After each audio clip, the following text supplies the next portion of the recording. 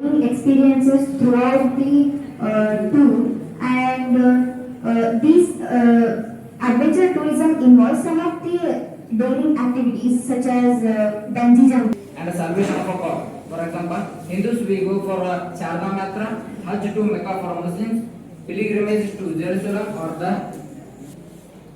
Adding on to Chetan, I would like to tell about the wildlife tourism. Wildlife tourism refers to the observation and interaction and change in experience to local culture and city people.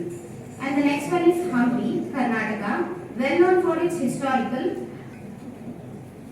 I want to tell one more thing, one more tourism which we all want, we should go, but if we are not interested also we should go, that is educational tourism.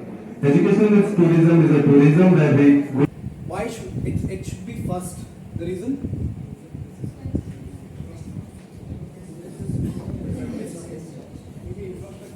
Buzzing, that is what we are studying testing, and that is why tourism has always presented. Time when I was teaching with you now, you are 100% perfect. So that confidence, in fact, as a factor, this we gain. So thanks for the team for getting us that confidence. And the topic what you have chosen, yes. So regularly we used to cover a lot of CM.